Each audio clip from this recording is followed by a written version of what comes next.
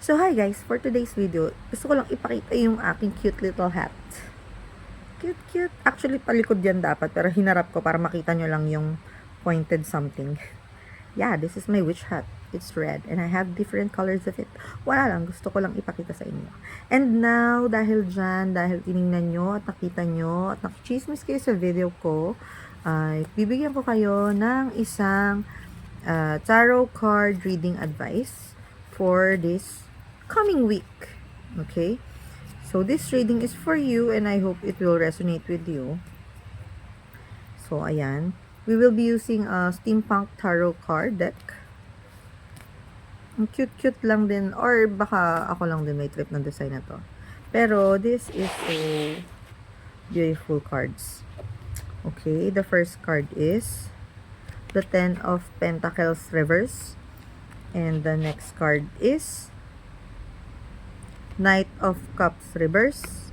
And then the third card is Six of Wands reverse. So dahil puro reverse yung nakuha natin, ibig sabihin ito ay next week maraming mga mangyayari na dapat mong iwasan. First,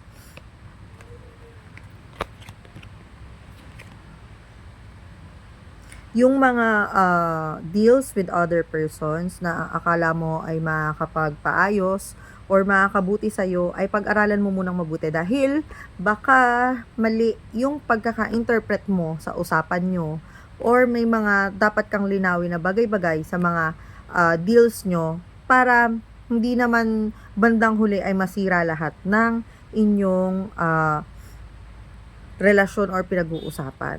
Ganon. So, meron kayong terms na dapat pang klaruhin or linawin para maging maayos naman yung inyong usapin. Ganyan. And second, para dun sa next week na mangyayari, ayusin mo yung emosyon mo. Huwag kang magbase lang dun sa mga naririnig mo or dun sa galit mo. Huwag kang mag-base sa kung ano lang yung sa tingin mo lukso ng damdamin mo. Kunyari, galit ka. So, dahil galit ka ba, dapat magdesisyon ka dahil sa galit mo? Pero tama ba yung desisyon mo dahil lang galit ka? Ganon. So, wag nating bigyan ng sense yung, kasi nagalit ako, kaya ginawa ko yan, ganyan. So, it's not the right thing to do. So, wag natin pairalin yung mga emotional chemistry root natin next week. So, mag-adjust tayo. So, kung galit tayo today, huwag ka muna magdesisyon and you wait until tomorrow.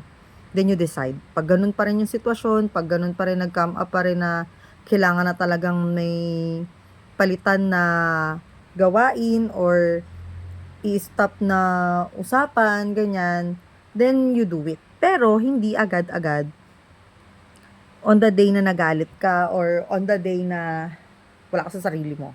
Okay? And then, ang isa pang advice ng tarot card sa'yo is, you must be the one who helped yourself. Okay? Huwag kang umasa sa mga tao na tutulungan ka. Kasi dito sa card na to, this is a hero card, and these cards represent that someone will help you, but it's in reverse. So, it doesn't mean walang tutulong sa'yo, pero sana huwag ka na lang ding umasa. Huwag kang umasa na may tutulong sa'yo or huwag kang umasa sa puro tulong lang ng iba. Gumawa ka rin ng paraan kasi sa buhay mo, ikaw lang yun eh. Okay? Huwag kang magpapabigat sa ibang tao. Yun. So, kaya mo naman yan. Everyone has the capacity to do it. Kung gusto mong mabuhay mag-isa mo, gusto mong maging independent, kaya mo yun. Kahit hindi ka talaga independent, gawin mo ng paraan. Kasi, make sure na hindi lahat ng bagay isusumbat na lang sa'yo sa future. Okay? So, yun yung mga details na dapat nating iwasan next week.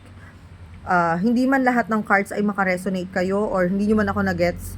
Pero, time will come na magre-represent tong cards na to at masasabi nyong, yun pala yung sinasabi niya. Sana pala ginawa ko na lang. And, kahit hindi nyo to gawin nyo or hindi, it's up to you guys. And, we will make sure lang na kahit papano ay meron kayong nakuwang guides for next week. And yun, so hindi man siya umabot ng next week pa, baka bukas lang or mamaya lang, may maganap ng something tungkol sa inyong mga emotional struggles. So, update lang kayo sa comments na may something ganto, ganyan. And malay nyo, we will conclude something else about it.